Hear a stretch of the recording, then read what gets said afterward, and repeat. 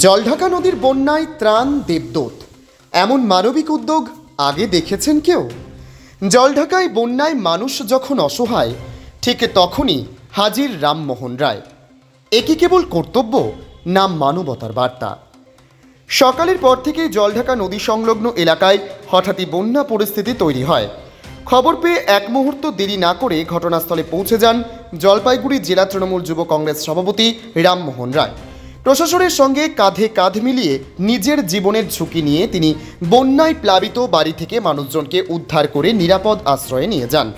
আচমকা এই বন্যায় দিশেহারা হয়ে পড়েন স্থানীয়রা।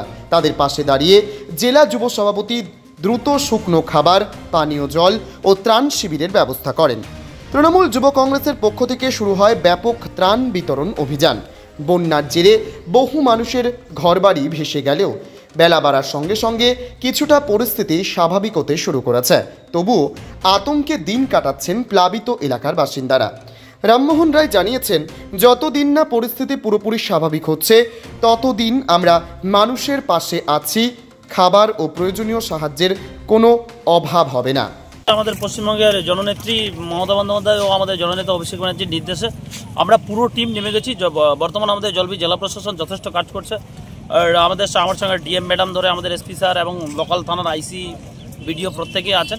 আমরা আমাদের অধিনায়ক আমাদের সেনাপতি অভিষেক ব্যানার্জি এবং মাননীয় মুখ্যমন্ত্রী আমাদের জননেত্রী মমতা ব্যানার্জির নির্দেশে আমরা সকলেই পুরো টিম আমরা রাস্তায় নেমে গেছি। আমরা জনগণের সঙ্গে তাদেরকে বিশেষ করে উদ্ধার কাজে তাদেরকে সেফ জায়গায় নিয়ে যাওয়ার জন্য আছি এবং বিশেষ করে প্রশাসন তৎপরতার সঙ্গে ওনাদের সেফ জায়গায় নিয়ে যাওয়া এবং খাওয়া দাওয়ার জন্য সমস্ত রকম ব্যবস্থা করা হচ্ছে। তাদেরকে অভয় দিচ্ছি, কোনো রকম ভয় পাওয়ার কিছু নেই।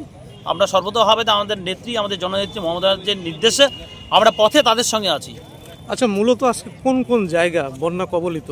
ময়নি ব্লকের বিভিন্ন জায়গায়। আপনারা যদি বলেন রামশাহী অঞ্চল, গোটা অঞ্চলে বলা চলে। আপনার বাবাসে নদীর পার্শ্ববর্তী যে জায়গা আছে, আপনার বারোহাতি ধরে রামশাহী বাজার ধরে পানবাড়ি, প্রায় পানবাড়ি বাজার ঢুকে গেছে প্রত্যেকটা জায়গা।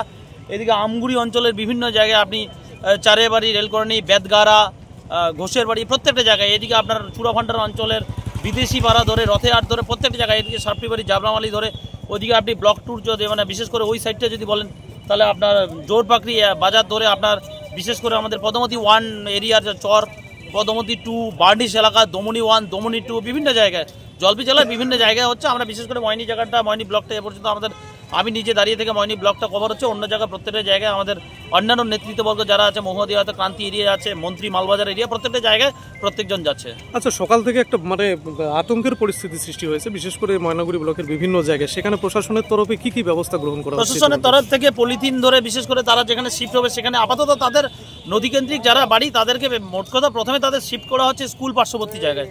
তাদের সেখানে সেভ করা হচ্ছে, সেখানে আপাতত রাখা হচ্ছে।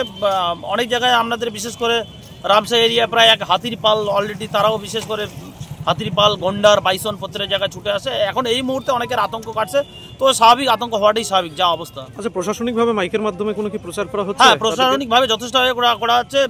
এলাকার প্রধানদের বলা আছে, প্রধানরা নিজেরা অ্যানাউন্স করছে। বিডিও সাহেবের তরফ থেকে করা হচ্ছে, বিডিও অফিস থেকে করা হচ্ছে, থানার তরফ থেকে করা হচ্ছে, জেলার ডিজাস্টার ম্যানেজমেন্ট থেকে প্রত্যেকটা জায়গা থেকে করা হচ্ছে। রাষ্ট্রীয়ভাবে আমরা করছি প্রত্যেকটা জায়গায়। আপনার পরিচয় একটু। Bureau report, HPR news.